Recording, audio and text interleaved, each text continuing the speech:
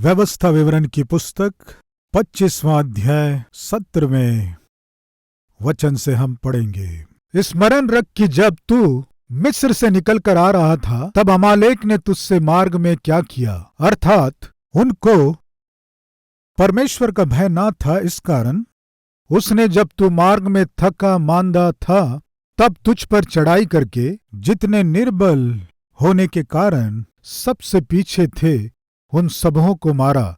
इसलिए जब तेरा परमेश्वर यहोवा उस देश में जो वह तेरा भाग करके तेरे अधिकार में कर देता है तुझे चारों ओर के शत्रुओं से विश्राम दे, तब अमालेक का नाम धरती पर से मिटा डालना। और तू इस बात को न भूलना, इसे न भूलना। परमेश्वर के मन में अमालेक के विषय में एक कड़वी याद मन में रह गई। प्रियो, हम देखते हैं कई बार हमारे मन में कड़वे अनुभव रह जाते हैं। जो हमारे जीवन में बुरा करते हैं वे हमारे मन में कड़वे अनुभव को छोड़ते हैं। मेरी बात आपको समझ में आई? जो आपके साथ बुरा किए, जो आपकी हानि किए, जो आपके हृदय को चोट पहुंचाए, वे आपके मन में एक कड़वी याद को हमेशा के लिए छोड़ते हैं। मैं एक उदाहरण बताता हूं। एक ब्रदर मेरे पास आया, मेरे पास आकर कहने लगा मेरी बेटी की शादी है, मेरी आर्थिक रूप से थोड़ी मदद करेंगे क्या? उसने विनती किया। प्रियो, वो एक सेवक था, इसलिए सहकर्मी है, इसलिए कुछ मदद करना ये मेरी जिम्मेदारी है। इसीलिए उसकी लड़की की शादी के लिए आर्थिक सहायता को मांगा है, इसलिए मैं मना नहीं किया, इसलिए मैं उसकी मदद किया। धूमधाम से उसने अपनी बेटी की शादी करवाया। लेकिन बाद में वही व्यक्ति किसी विषय में मेरे विषय में केस किया, पुलिस स्टेशन में मेरे विरोध में केस फाइल कराया।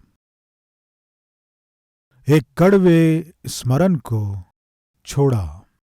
वो व्यक्ति जब भी मुझे स्मरण आता है, एक कड़वा अनुभव, जो भलाई किया उसी व्यक्ति के साथ उसने निर्भय होकर बुराई किया, एक कड़वा अनुभव, वो जब भी मेरे मन में याद आता है, एक कड़वा अनुभव स्मरण आता है। लगभग 20-25 वर्ष पहले जब मैं अपने जीवन में एक समस्या में से होकर गुजर रहा था, उस समस्या को कुछ बुजुर्गों को बताकर इसका न्याय कीजिए कहकर जब मैंने बताया, तब मेरी ओर से बात करने के लिए 3-4 लोग आए। मेरी ओर से बात करने के लिए 3-4 लोग आए, और जो मेरे विरोध में था उसकी ओर से बात करने के लिए भी 3-4 लोग आए। उनकी ओर से जो आए थे उनमें से मैंने जब एक व्यक्ति को देखा तो मुझे अभी भी याद है। क्यों जानते हैं?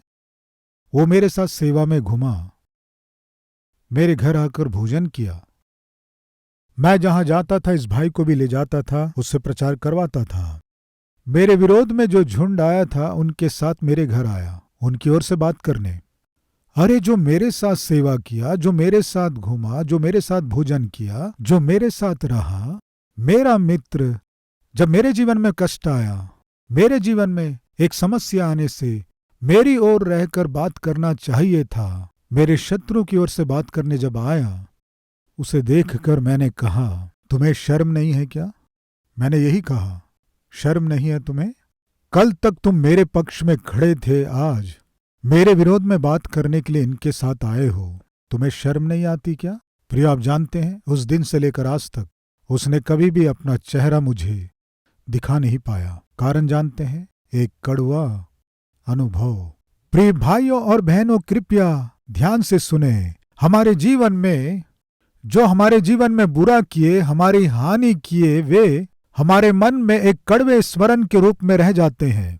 प्रियो, एक बार एक सेवक को कुछ लोग मिलकर कुछ चंदा देकर सतीश कुमार को ये चंदा दे देना कहने से वो सेवक मुझे फोन किया। फोन करके, ब्रदर सतीश जी, कुछ लोग मिलकर आपको चंदा देने को कहे हैं, आप कार खरीद सको और उसे सेवा में इस्तेमाल कर सको।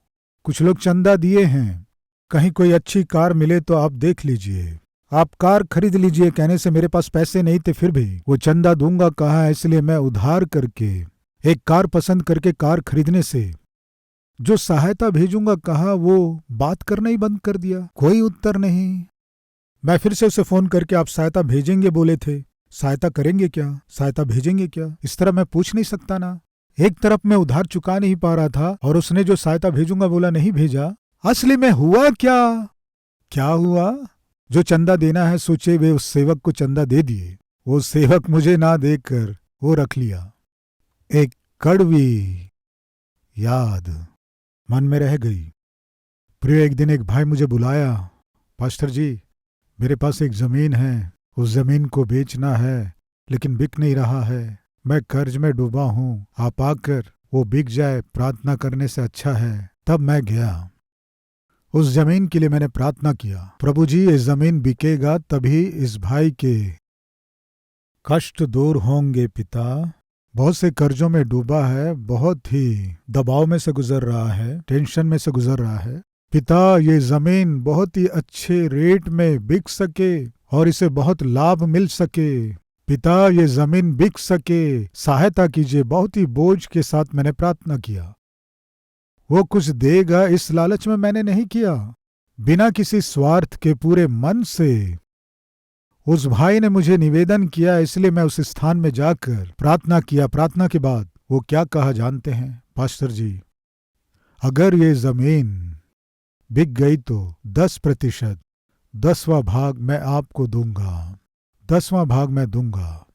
तब मैंने कहा आपकी जमीन बिक जाए तो काफी है, देना ना देना आपकी मर्जी, आप आराम से रहें, खुश रहें, यही मैं चाहता हूं। आशीष देकर मैं आ गया प्रियो। उसके बाद वो मुझे एक ईमेल भेजा, वो क्या है कि ब्रदर आपकी प्रार्थना सफल हुई। और उन्हीं दिनों में हम अपने कलवरी टेम्पल, इस जमीन के लिए हम भाव कर रहे थे, खरीदना चाह रहे थे। उस समय मेरे पास इस जमीन को लेने के लिए कोई पैसे नहीं थे, परमेश्वर की ओर देख रहा था। ऐसे समय में वो भाई फोन करके क्या कहा जानते हैं? मेरी जमीन मैंने जो सोचा उससे बढ़कर रेट में बिक गई, लगभग 80 करोड़ में बिक गई। मैं बहुत खुश हुआ, मैं बहुत आनंदित हुआ। वो उससे पहले भी ईमेल भेजा, कृपया आप प्रार्थना कीजिए, अगर बिक गया तो मैं उसमें से दशमांश आपको देना है, आशा कर रहा हूं, कृपया प्रार्थना कीजिए। फिर से मुझे स्मरण दिलाया, पूरे मन से मैंने प्रार्थना किया, अच्छी कीमत में बिक सके चाहा, लेकिन जमीन बिकने के बाद बातचीत नहीं कर रहा है। प्रियो सुनिए, आप में से कोई प्रभु को देना चाहते हैं, वो कब संभव है जानते हैं? एक व्यक्ति आकर चरवाहे से कहा, तुम भेड़ों को चराते हो ना? हाँ चराता हूं। अगर परमेश्वर आपको बहुत आशीष देकर 1000 भेड़ें देने से तुम क्या करोगे? सोचने लगा, अगर परमेश्वर सच में 1000 भेड़ें मुझे देगा, 500 भेड़ें परमेश्वर को दे दूंगा। क्या सच में? हाँ निश्चय दूंगा। अगर परमेश्वर तुम्हें आशीष देकर 100 भेड़ें देगा तो तुम क्या करोगे? 100 भेड़ें परमेश्वर मुझे देगा तो मैं 50 भेड़ें दे दूंगा। अगर परमेश्वर 10 भेड़ें देगा तो 5 भेड़ें परमेश्वर को दे दूंगा। अगर परमेश्वर आपको 2 भेड़ें देगा तो, हेलो ब्रदर, ज्यादा मत बोलिए। क्यों, क्या हुआ? क्यों? मेरे पास 2 भेड़ें हैं इसलिए? यानी अर्थ क्या है? उसके पास 2 भेड़ें हैं, 2 में अभी कितने भेड़ें देना है? 1 भेड़ को देना है। वो क्या कहा जानते हैं? इन 2 भेड़ों के विषय में कुछ मत कहना, समझे? यानी अर्थ क्या है?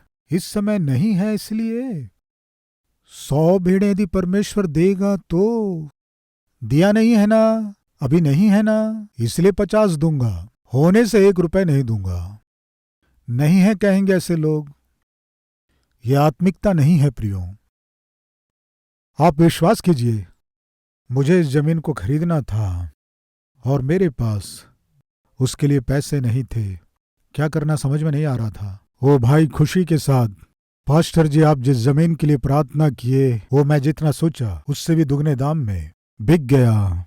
बहुत खुशी की बात है, धन्यवाद आपके प्रार्थना के लिए। बस इतना ही बोलता है, आगे कुछ नहीं बोलता है। क्या है असली बात बताइए, बताइए। 10% दूंगा बोल के अभी कुछ बोलता ही नहीं है। कब दूंगा बोला था? जब उसके पास नहीं था इसलिए दूंगा बोला। अभी उसके पास है इसलिए नहीं दूंगा। इसे आत्मिकता कहेंगे? बताइए। एक कड़वी याद प्रियों, जब भी उसके विषय में विचार आता है एक कड़वा अनुभव। जब नहीं था दूंगा बोला, जब उसके पास था देने का मन नहीं है। ऐसे समय में मेरी आवश्यकता के कारण मैंने पत्र लिखा, ईमेल भेजा। ब्रदर, मैं केवल आपको निवेदन कर रहा हूं, आपको एक बार स्मरण दिला रहा हूं। आपकी जमीन बिकेगी तो 10वां भाग आप देंगे बोले, इसलिए मैं आपको केवल स्मरण दिला रहा हूं। इस तरह मैंने मैसेज भेजा। वापस मुझे उत्तर मिला, ब्रदर आपको गलतफहमी हो गई है। क्या हो गया कह रहा है मुझे? आपको गलतफहमी हो गई है ब्रदर, मैं दशमांश दूंगा इस तरह कभी नहीं कहा ब्रदर। बोला, इससे पहले मुझे ईमेल भेजा था ना, उसमें वो बात लिखा हुआ है ना, कट एंड पेस्ट करके। मैं तुम्हारे दशमांश के लिए नहीं, मैं जो तुम्हारा भेजा हुआ ईमेल भेज रहा हूं वो तुम्हारे दशमांश के लिए नहीं। मुझे आप झूठा मत ठहराओ। कट एंड पेस्ट करके मैं उसे वो ईमेल भेज दिया। वो व्यक्ति मेरे लिए एक कड़वी याद बन के रह गया। प्रिय भाइयों और बहनों, हमारे जीवन में बहुत से लोग कड़वी यादों को छोड़ गए होंगे, ये ठीक है, लेकिन आपको किसी के जीवन में कड़वी याद के रूप में, अनुभव के रूप में, बताइए, जोर से बोलिए, नहीं रहना है। सुन रहे हैं भाई, सुन रही हैं बहन? एक दिन एक भाई मेरे पास आया, आकर कहने लगा, पास्टर जी आपका ही आदमी है, आपका ही आदमी है, 5 लाख रुपए ले लिया। कहने से मैं परेशान हो गया। आपका ही आदमी है कहने से कौन है? मेरे बच्चे उस समय छोटे थे, 10 साल के, 13 साल के थे। आपका ही आदमी कहने से मैं बहुत डर गया। इतने छोटे बच्चे 5 लाख कैसे ले लिए सोचकर। रुकिए रुकिए ब्रदर, उतना गुस्सा मत होइए। आपका आदमी कहने से कौन है? वही जी, आपका ही आदमी है। आपका ही आदमी कहने से कौन है? वही आपका क्रिश्चियन आदमी ही है। ओहो, हमारा क्रिश्चियन है। तो बताइए क्या हुआ? कुछ नहीं ब्रदर, वो बहुत भरोसा दिलाया, बहुत विश्वास दिलाया, बहुत मीठी मीठी बातें किया। जानते हैं, 6 महीने में 5 लाख लेकर 10 लाख दूंगा बोला। मैं भरोसा करके उसे 5 लाख देने से घर में ताला लगाकर चला गया। आपका ही आदमी है, फिर से आपका ही आदमी कह रहे हो आप। यानी उसकी भावना क्या थी कि मैं मसीहों का प्रचारक हूं, इसलिए मैं मसीही लोगों का अगवा हूं, मसीहों को शिक्षा देता हूं, इसलिए यदि वो मुझसे कहेगा तो मैं उसकी सहायता करूंगा, मैं उसके लिए प्रार्थना करूंगा, फलस्वरूप वो पैसे लौटा देगा। एक अन्य व्यक्ति के जीवन में एक मसीह व्यक्ति कड़वी याद के रूप में रह गया। आज इस संदेश को सुनने वाले भाई और बहन कृपया ध्यान दीजिए। आज हम में कोई दूसरों के जीवन में एक कड़वे याद के रूप में रह गए हों, कोई है क्या? है क्या? प्रिय एक बहन आकर कहने लगी, पास्टर जी मैं उद्धार पा ली, सृष्टिकर्ता कौन है जान गई, लेकिन जो मुझे उद्धार में लेकर आया वो लड़का मुझे भरोसा दिलाया, बहुत ही आत्मिक रूप से बातचीत किया, बहुत अच्छे व्यक्ति के रूप में दिखाई दिया। उसकी आत्मिकता और उसकी अच्छाई को देखकर उसके आ कहने से मैं भवन में आई, आने के बाद मैं आपके वचन के द्वारा उद्धार पाई। ये सब तो ठीक है, लेकिन पास्टर जी वो व्यक्ति मेरे जीवन में एक कड़वी याद बन गया। भरोसा दिलाया, आत्मिक बातें किया, आत्मिक दिखाई दिया, उसके बाद मुझे अधीन कर लिया, मेरे साथ पाप करके मुझे छोड़ दिया। परमेश्वर की उपस्थिति में आते हुए भी इस तरह लड़कियों के जीवन से खेलना, ये कहाँ तक भला है पास्टर जी? प्रियो, कोई है क्या हमारे बीच? जो लड़की भरोसा की, जो लड़का भरोसा किया, उन्हें धोखा देने वाले धोखेबाज कोई है क्या हमारे बीच? आप क्या कर रहे हैं जानते हैं? एक कड़वे याद को, एक कड़वे बीज को उनके जीवन में बो रहे हैं। आपके मरते तक उनके यादों में आप एक कड़वे याद के रूप में रह जाओगे। अमालेक के विषय में परमेश्वर कह रहा है, मेरी प्रजा सुनो, अमालेकियों ने जो किया वो मुझे स्मरण है। एक कड़वे याद को वे मेरे मन में छोड़ दिए। प्रिय भाइयों और बहनों सुनिए, मनुष्यों के मन में आप कड़वे याद के रूप में होने से कुछ ना कुछ हानि रहती है, लेकिन परमेश्वर के मन में ही आपका जीवन एक कड़वे स्मरण के रूप में रहेगा तो क्या होगा? आपकी परिस्थिति क्या होगी? कड़वी याद अगर मधुरता में बदलना है तो हम कुछ कर सकते हैं क्या? बताइए क्या कर सकते हैं? बताइए क्या कर सकते हैं? मैंने बताया, सुना ना, आज से 20-25 साल पहले जिसे मेरी ओर से बात करना था, वो जो मेरे विरोध में बात करने के लिए आए थे उनके साथ मिलकर मेरे विरोध में आया, बताया ना। पता नहीं क्यों मुझे लगा फोन करके बात करूं। लगभग 20-25 साल के बाद मैं फोन किया। कितने साल के बाद फोन किया? 20 साल बाद मैं फोन किया। हेलो ब्रदर, आप अच्छे हैं? मैं पूछा। कौन है? उसने पूछा। मैं हूं, सतीश कुमार बोल रहा हूं। कौन सा सतीश कुमार? बोला। तुम जिसे जानते हो वही सतीश कुमार। मैं बोला, मैं बहुत से सतीश कुमार को जानता हूं जी। इस तरह बोला। विजयवाड़ा में एक सतीश है, कड़पा में एक सतीश है, ये सब कहने लगा। उनमें से कोई नहीं है जो आपका बहुत ही परिचित है। हाँ, जो आपके साथ मिलकर घुमा, आपके साथ मिलकर सेवा किया, वही हूं। जो मिलकर सेवा किया, मिलकर घूमा। सतीश कुमार कौन है? कौन है? बिल्कुल पहचाना नहीं प्रियो। अब कोई फायदा नहीं है सोचकर। मैं कलवरी टेम्पल का सतीश कुमार, इस तरह बोला। उस ओर से कोई आवाज नहीं, कोई साउंड नहीं, कोई आवाज नहीं। सच में कलवरी टेम्पल के सतीश कुमार हैं? हाँ ब्रदर, मैं ही बोल रहा हूं। मुझे क्षमा करोगे? क्या कह रहा है? मुझे क्षमा करेंगे? जाने अनजाने में मैं बुरा किया।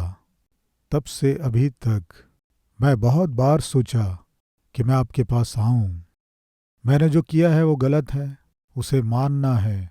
मैं बहुत बार सोचा लेकिन हिम्मत नहीं हुई, आ नहीं पाया। मुझे क्षमा करेंगे? प्रियो, याद रखिए, एक कड़वे अनुभव को जो मेरे जीवन में छोड़ दिया वो भाई, उस कड़वे अनुभव को मधुरता में कैसे बदला जानते हैं? क्षमा मांगने के द्वारा उस कड़वाहट को मधुरता में बदल दिया। प्रिय भाई और बहनों, आज मैं आपसे पूछ रहा हूं, क्या आप किसी के जीवन में कड़वी याद के रूप में हैं क्या? एक बार सोचिए, जाने अनजाने में आपने किसी को धोखा दिया है क्या? जाने अनजाने में किसी को दगा दिए क्या? या जानबूझ के दगा दिए? पैसे लेकर ना लौटाकर अन्याय किए होंगे। कोई वस्तु या वाहन या कोई वस्त्र लेकर लौटाए बिना धोखा दिए होंगे। एक बार सोचिए, आपका जीवन किसी के मन में कड़वे स्मरण के रूप में रहना आपके लिए भला नहीं है। अभी आप कितने बड़े भक्त हो सकते हैं, अच्छे व्यक्ति हो सकते हैं, महान सेवक हो सकते हैं, लेकिन उस फलाने व्यक्ति के पास जाओगे तो वो व्यक्ति आपके विषय में क्या कहेगा जानते हैं? हाँ ठीक है, अभी बहुत महान आत्मिक है, महान ऑफिसर है, ऊंची पदवी में है, लेकिन क्या किया जानते हैं? ऐसे कड़वे अनुभव को बार बार स्मरण करेगा। वो व्यक्ति इस तरह याद ना करे। वो कड़वा अनुभव मधुरता में बदलना है तो आपको क्या करना है? बताइए। मेल मिलाप करना है। समझ में आया? एक बार सोचिए, यदि आपके जीवन में किसी से मेल मिलाप करना है तो जाकर मेल मिलाप कीजिए। वे आपसे दूर क्यों हो गए? आप उनसे दूर क्यों हो गए? क्यों बातचीत बंद हो गई? शायद आप बुराई करके दूर हो गए होंगे। आप एक कड़वे स्मरण के रूप में रह गए होंगे। फलस्वरूप आज एक समय में साथ घूमे हुए थे, एक समय में साथ में रहे हुए थे, एक समय में एक ही प्लेट में भोजन किए थे, एक समय मिलकर सेवा किए, लेकिन आज अगर आप उनके स्मरण में कड़वे अनुभव के रूप में रह गए हैं तो ये आपके लिए अच्छा नहीं है। प्रभु में विनती कर रहा हूं। हमारे जीवन में दूसरों के कारण कड़वे अनुभव हो सकते हैं, लेकिन दूसरों के जीवन में आपको कड़वे अनुभव के रूप में रहने की अनुमति नहीं है। तो क्या करना है? अगर किसी के जीवन में आपने अन्याय किया, ऐसे आपको लगे तो, आपके मन में ऐसे लगे तो आप मेल कीजिए। किस लिए किसी के जीवन में आप कड़वी याद के रूप में रहें? ये सही नहीं है। इसलिए मेल मिलाप कर लीजिए। ब्रदर, मुझसे गलती हो गई, मैं गलत किया, मैं जानबूझकर बुरा किया, माफ कीजिए। इस तरह आप जाकर मेल मिलाप करने से क्या होगा जानते हैं? परमेश्वर खुश होगा। अभी परमेश्वर और हमारे बीच मेल को बिगाड़ने वाला पाप है। परमेश्वर से हमें मेल मिलाप करना है तो क्या करना है? हमारे जीवन में हमने जो किया है हर एक पाप को क्या करना है? जाकर परमेश्वर के सामने मान लेना है। पता नहीं आप जानते हैं कि नहीं, एक रात मैं अपने घुटनों में आकर, मैं अपने बचपन से, जब से मैं होश संभाला तब से, 7 साल की उम्र से मैं होश संभाला, उससे पहले नहीं पता था। आपको मालूम हो तो बताइए। 7 वर्ष की उम्र में जब मैं होश संभाला तब से मैंने जो जो गलतियां की उन्हें याद करके लिस्ट लिखा। 7 साल की उम्र में मैंने क्या किया, 8 साल की उम्र में मैंने क्या किया, 9 साल की उम्र में क्या किया, 12 साल, 15 साल, 18 साल, 20 साल, 30 साल, हर एक साल को स्मरण करते हुए मैंने जो जो गलत काम किया, जो जो पाप मैं काम किया, किस तरह मैं परमेश्वर को चोट पहुंचाया। प्रिय भाई और बहनों, हर एक गलती को मैंने लिखा। लिख कर प्रभु के पास जाकर हर गलती को उनके सामने रखकर दोनों हाथ जोड़कर क्षमा मांगा। पिता, जन्म से लेकर आज तक मैंने आपके विरोध में जो पाप किया उन्हें क्षमा कर पिता। ये कहकर मैं अपना हिसाब परमेश्वर के सम्मुख सही किया, क्षमा मांगा।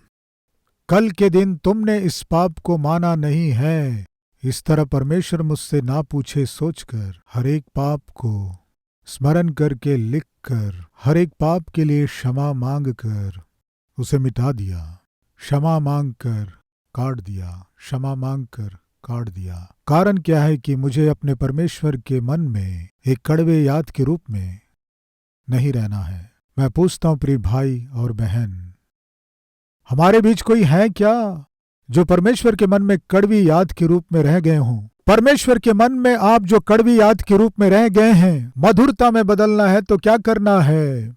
आपको जाकर प्रभु की उपस्थिति में क्षमा को मांगना है। तब परमेश्वर क्या करेगा? आपके अधर्मों को वो परमेश्वर कभी भी स्मरण नहीं करेगा।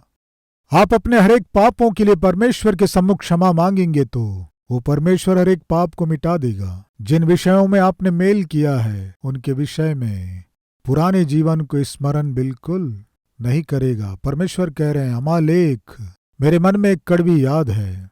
वे अच्छे लोग नहीं हैं। वे लोग क्या किए मुझे याद है। वे जब तक जीवित रहेंगे तुम्हें शांति नहीं मिलेगी। इसलिए तुम स्थिर होने के बाद सबसे पहले क्या करना है जानते हैं? अमालेकियों को पूरी रीति से मिटा देना। प्रियो, किसी के मन में आपकी याद कड़वाहट के रूप में रहने की अनुमति नहीं है। परमेश्वर के मन में एक कड़वे स्मरण के रूप में आपको रहने की अनुमति नहीं है। तो क्या करना है? परमेश्वर और आपके बीच कोई रुकावट है तो वो कड़वे स्मरण में बदलने से पहले ही क्या करना है? पश्चाताप करना है। फिर से कह रहा हूं, मेरे जीवन में मैंने जो गलती किया उनमें से हर एक को लिख कर प्रभु के पास जाकर क्षमा मांगकर परमेश्वर से मेल किया। फिर आपके विषय में क्या है? प्रार्थना करेंगे।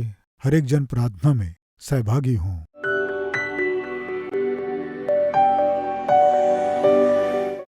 महान पवित्र प्रेमी परमेश्वर पिता, आपकी उपस्थिति में जब भी आते हैं हर बार सीधे और स्पष्ट हमसे बात करते हुए हमारे पूरे जीवन को प्रकट करते हैं, हमारे कमियों को दिखाते हैं, हमारे पापों के विषय में बोलते हैं, हमें आप शुद्ध करते हैं, पवित्र करते हैं। पिता आपको धन्यवाद, स्तुति, महिमा अर्पण करते हैं। जितने लोग आज प्रभु अपने हाथ आपको दिखाते हुए, पिता मैं जो कड़वी याद के रूप में रह गया हूँ, मधुर याद के रूप में अब से लेकर आगे बढ़ना चाहता हूँ पिता। इस तरह प्रार्थना करने वाले हर एक की प्रार्थना को सुनकर पिता कड़वेपन को मधुरता में बदलकर हमारे जीवन आपको खुशी दे सके, ऐसे हमें बना दीजिए पिता। यीशु मसीह के नाम से मांगते हैं पिता, आमीन। प्रिय, अब से आप अपने जीवन से प्रभु को दिखा सके, ऐसे आत्मिक व्यक्ति के रूप में आप बढ़ सकें, मन से चाहता हूँ। इस संदेश के द्वारा आपने आशीष पाया है तो लाइक कीजिए और बहुतों को शेयर कीजिए, और उतना ही नहीं, एक कमेंट कीजिए, उसे मैं पढ़ूंगा, प्रभु की महिमा करूंगा। फिर मिलेंगे, तब तक के लिए शलोम।